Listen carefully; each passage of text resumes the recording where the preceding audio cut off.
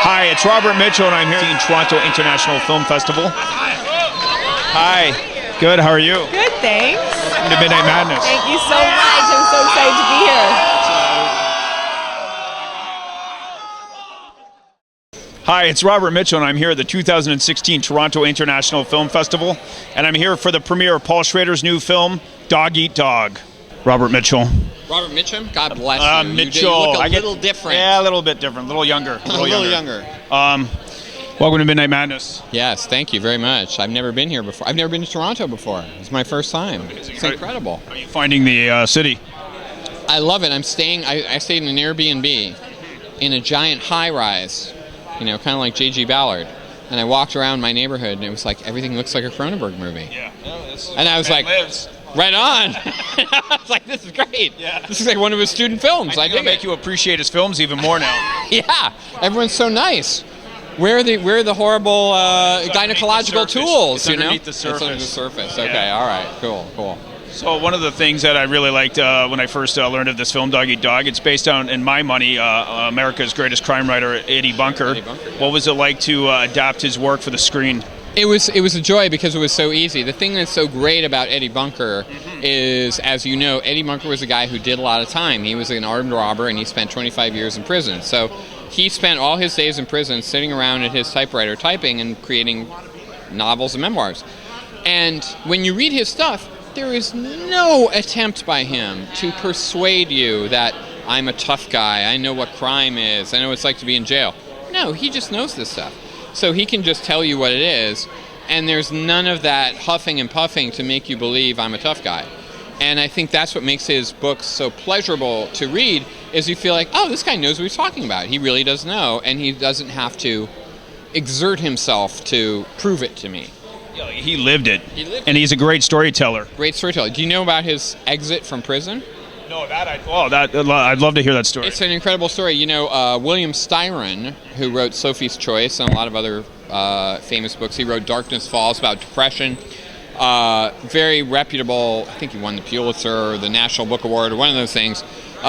Very reputable writer. And somehow somebody from Eddie Bunker's family got his works to William Styron. And so Bunker was sitting there in his cell, and he had a manual typewriter, and he was tapping away, had sheets of paper, next to him. And one day, a guy pried the cell door open and opened it and said, all right, Bunker, you can go. And he said, what do you mean? Go where?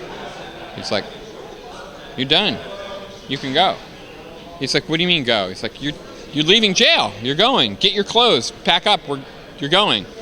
And it turned out that William Styron had written a letter to the warden and said, this guy's great. He's a great writer. You should let him out. He's done lots of time. I'll vouch for him. Let him out, and he'll be a great writer. And surprisingly, unlike like the guy that Norman Mailer set free, Eddie Bunker got out and wrote a bunch of books. He wrote Runaway Train, if you remember that movie with Eric Roberts. One of my favorites. Wonderful script.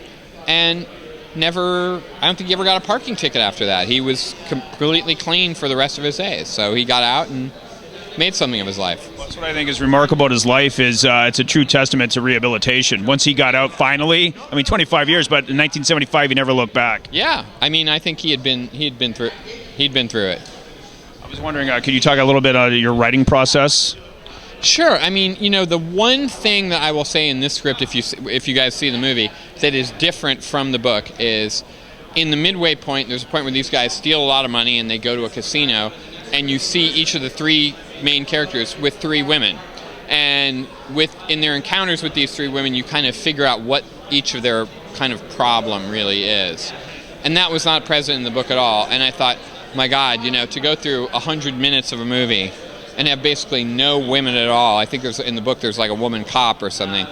It just seems so dry and so painful. I was like, I think we need to have some female characters in this movie. So they come in at the halfway point. So when you see that stuff, that's all original stuff. That's cool. Not to wax my own chain or anything, but I think those scenes are interesting and they are totally not in the book. What kind of experience awaits the audience of this film?